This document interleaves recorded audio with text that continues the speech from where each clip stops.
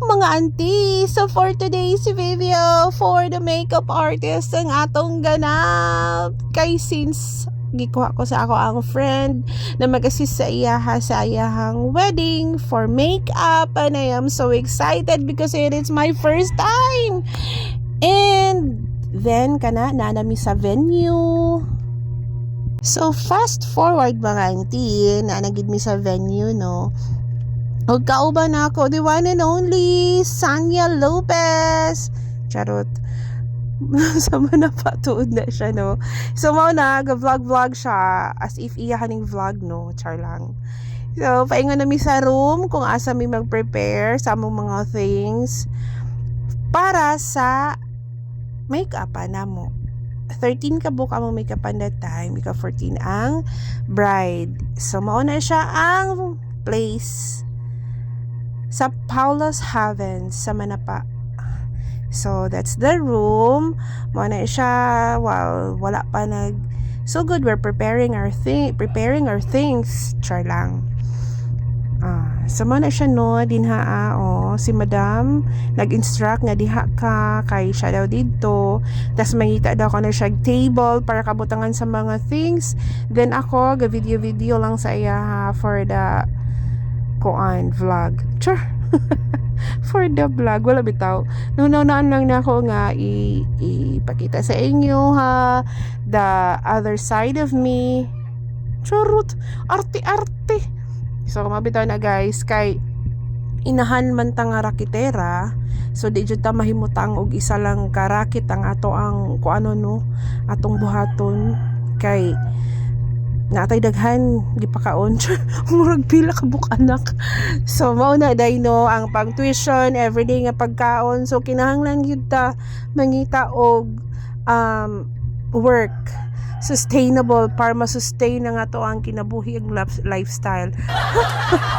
Kinabuhi ug lifestyle. So while nag-prepare si Madam Sanya sa iyahang mga things, sa iyahang mga paraphernalia, that's one.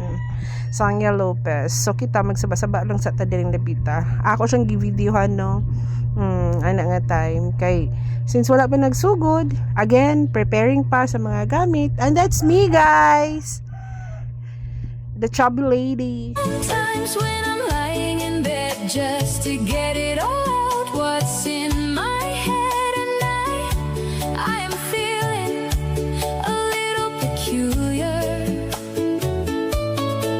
And so I wake in the morning and I step outside and I take a deep breath and I get real high and I scream from the top of my lungs, what's going on?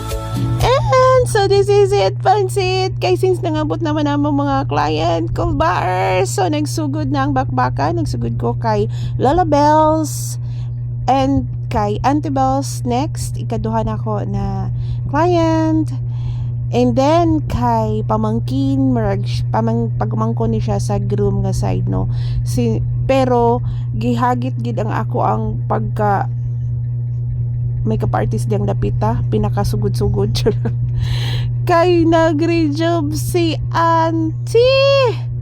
So maglisod gyud og kapit ang makeup no, kay since na siya yung mga skincare gigamit the night before or weeks before. So maoto nadugay ko sa ako ang preparation sa iyaha. Nagbutang pa kog something para mo kapit gyud ang makeup sa iyahang face. So fast forward guys. Mao na ni sila no ang akong mga na makeupan since gusto nila og simple look lang, dili kaayo heavy ang makeup kay since init sa gawas. Muna si Lola Bells, si Auntie Bells, si pamangkin and the anak. So that's it. While nahuman naman gid ang tanan, so kay tiktokers man ta diri nga hilason, mag tiktok lang sa ta guys. See that?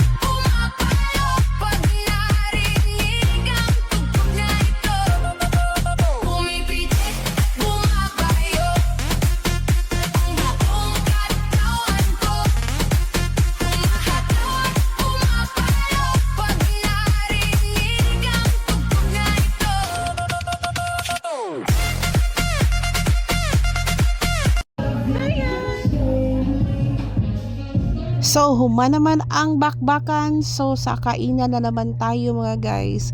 Kaon tagpanit sa lechon since dinner time. Mga una kita mga auntie. So, diha nga tayo no, nanihapon na gyud ang mga vavai.